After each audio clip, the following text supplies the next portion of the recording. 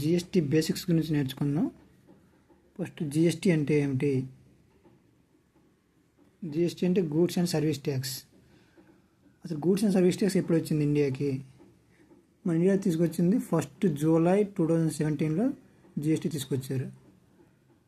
అయితే ముందుగా జిఎస్టీ గురించి తెలుసుకునే ముందు ఇండియాలో ఎన్ని రకాల ట్యాక్స్లు ఉన్నాయి తెలుసుకుందాం.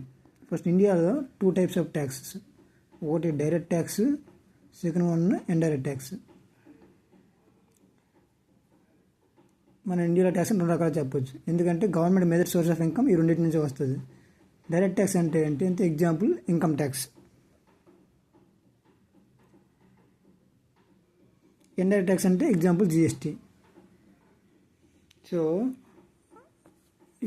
మన డైరెక్ట్ ట్యాక్స్ గురించి తర్వాత వీడియో చూద్దాం. ఫస్ట్ జిఎస్టీ గురించి మాట్లాడదాం. ఇప్పుడు మనం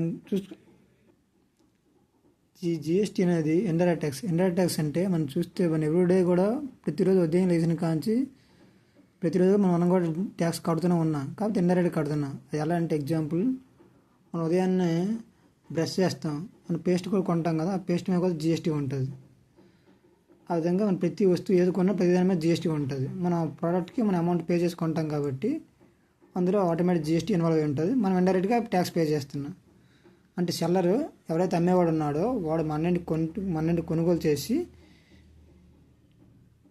సెల్లర్ ఎవరైతే ఉన్నాడో వాడు మనకి అమ్మేసి మన దగ్గర నుంచి మనం ఏదైతే అమౌంట్ పే చేస్తున్నామో ఆ అమౌంట్ మన తరపున గవర్నమెంట్కి ట్యాక్స్ పే చేస్తున్నాడు. అంటే అందుకనే దీన్ని ఇండైరెక్ట్ ట్యాక్స్ అంటాం. ఎందుకంటే ఇక్కడ మనం డైరెక్ట్ కట్టట్లేదు, మనము షాప్ వాడు కడితే షాప్ వాడు గవర్నమెంట్కి ట్యాక్స్ రూపంలో పే చేస్తాడు. అందుకే ఇది ఇండైరెక్ట్ ట్యాక్స్ అయ్యింది. అయితే ఫస్ట్ జూలై 2017 ముందు మన ఇండియాలో వ్యాట్ సర్వీస్ ట్యాక్స్ అని 2 ఉండేవి.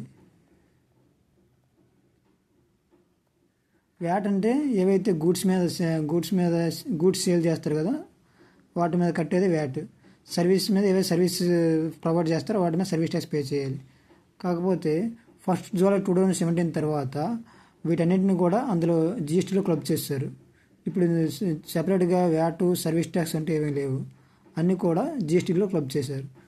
సో అసలు జిఎస్టీలో మనం ఎన్ని రకాలు ఉన్నాయి మనం తెలుసుకుందాం.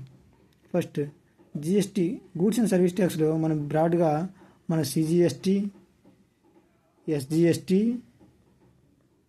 ఐజిఎస్టీ, యూటీజిఎస్టీ ఇలా మనం 4 టైప్స్గా చెప్పవచ్చు.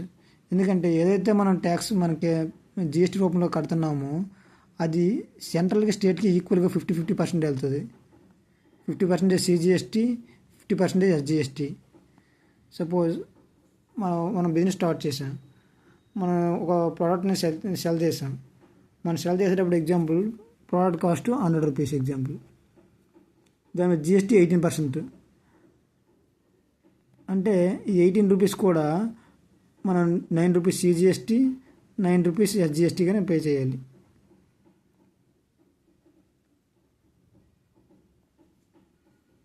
సపోజ్ అదే మన బిజినెస్ ఏదైతే చేస్తున్నామో ఆ బిజినెస్ మన సపోజ్ ఆంధ్రాలో ఉన్నాం, ఆంధ్ర నుంచి తమిళనాడు వేరే స్టేట్ చేయాల్సి వస్తుంది.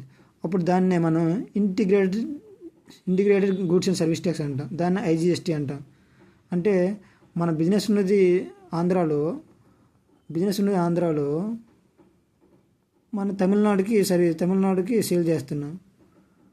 ఆ టైంలో ఇక్కడ 2 స్టేట్ ఇన్వాల్వ్ అయ్యాయి కాబట్టి దానివల్ల ఇక్కడ ఐజిఎస్టీ అప్లై అవుతుంది. ఇక్కడ ఐజిఎస్టీ స్ట్రైట్ అవే 18% వస్తుంది. ఇక్కడ మన సిజిఎస్టీ ఎస్జిఎస్టీ అని చూపించాం కదా, ఐజిఎస్టీ వస్తుంది 18%. అదేవిధంగా యూటీజిఎస్టీ అంటే union territory goods and service tax. అంటే ఏవైతే మనకి కేంద్రపాలిత ప్రాంతాలు ఉన్నాయో మనకి కేంద్రపాలిత ప్రాంతాలు ఉన్నాయి కదా 7, అవన్నీ అందరూ కవర్ అవుతాయి. లైక్ ఢిల్లీ, దాద్రా నగర్ హవేలీ అవి ఉన్నాయి కదా మనకి, అవన్నీ అందరూ కవర్ అవుతాయి. అయితే ఇప్పుడు మనం తెలుసుకోవాల్సింది జిఎస్టీ రేట్స్ అన్నీ ఒకేలా ఉంటాయా డిఫరెంట్గా ఉంటాయా అంటే జిఎస్టీలో మ్యాక్సిమం రేట్స్ మనం కొన్ని స్లాబ్స్ ఇచ్చారు. అక్కడ మనకి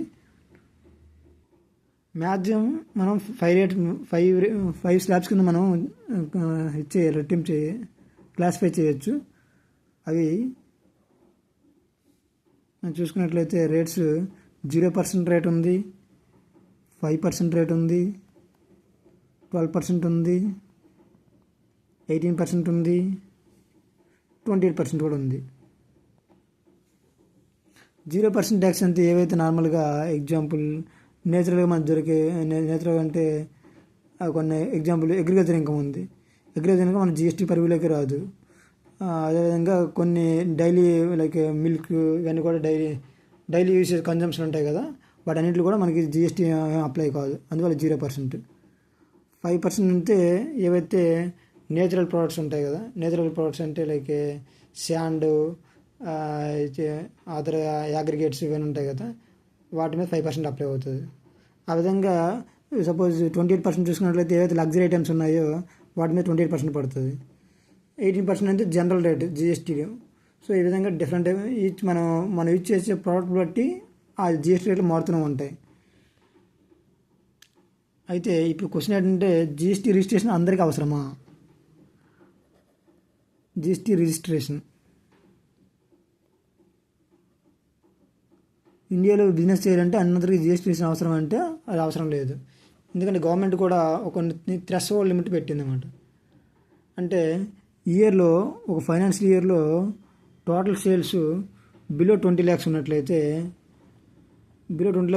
వాళ్ళకి అసలు జిఎస్టీ రిజిస్ట్రేషన్ అవసరం లేదు.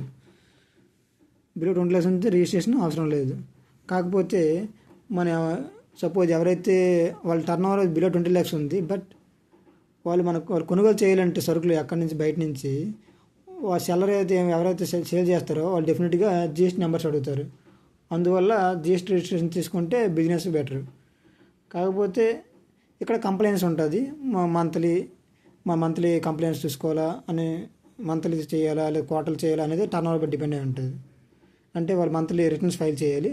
రిటర్న్స్ గురించి తర్వాత సెపరేట్గా డీల్ చేద్దాం. సపోజ్ ఇప్పుడు జిఎస్టీ రిజిస్ట్రేషన్లు చూసుకున్నట్లయితే చెప్పాం కదా, సపోజ్ 20 lakhs ఎక్సీడ్ అయ్యింది ఎగ్జాంపుల్. 20 lakhs to 1.5 crores వరకు ఒకటి ఎవరైతే బిజినెస్ పర్సన్ ఉన్నారో వాళ్ళకి 2 ఆప్షన్స్ ఉంటాయి. ఒకటి either the register as regular tax payer, composition tax payer.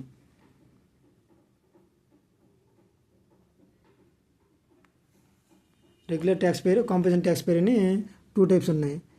Regular tax payer అంటే వాళ్ళు మంత్ రిటర్న్స్ ఫైల్ చేయాలి, బుక్స్ ఆఫ్ అకౌంట్స్ మెయింటైన్ చేయాలి.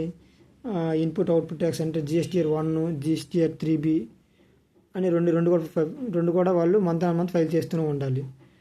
మనం ఇప్పుడు కాంపోజిషన్ వచ్చినట్లయితే ఎప్పుడైతే పర్సన్ రిజిస్టర్ అయ్యారో కాంపోజిషన్లో వాళ్ళ టర్న్ ఓవర్ ఫస్ట్ కండిషన్ ఏంటంటే వాళ్ళు 1.5 crores కన్నా తక్కువ ఉండాలి. ఒకవేళ వాళ్ళు అందులో కానీ రిజిస్టర్ అయినట్లయితే వాళ్ళు ప్రతి మంత్ పర్చేస్ డీటెయిల్స్ మెయింటైన్ చేయని అవసరం లేదు. ఓన్లీ సేల్స్ డీటెయిల్స్ మాత్రం మెయింటైన్ చేసి సరిపోతుంది. ఎందుకంటే కాంపోజిషన్ పర్సన్కి వాళ్ళు ఇన్పుట్ ట్యాక్స్ క్రెడిట్ తీసుకోలేరు కాబట్టి ఓన్లీ అవుట్పుట్ ట్యాక్స్ మీదే వాళ్ళు లైబిలిటీ డిశ్చార్జ్ చేయాలి.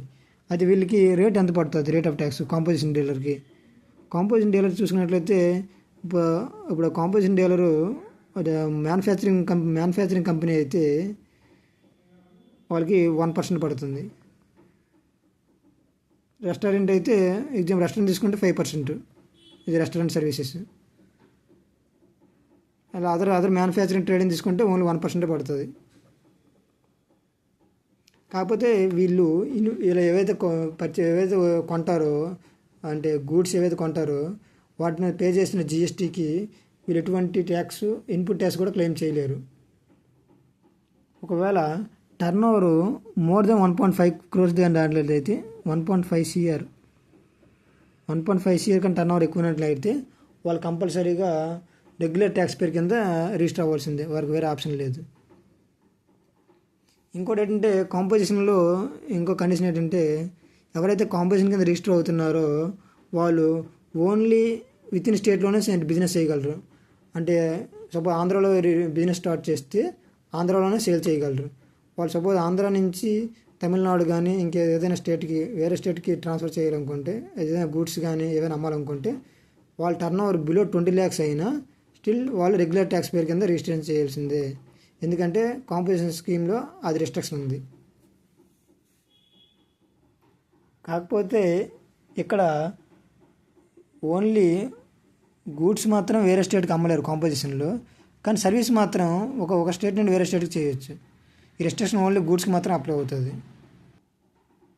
ఇవి జిఎస్టీ బేసిక్స్. జిఎస్టీ రిటర్న్స్ అంటే ఏంటి, జిఎస్టీ రిటర్న్స్ ఎన్ని టైప్స్ ఉన్నాయి, అవి తర్వాత వీడియోలో చూద్దాం.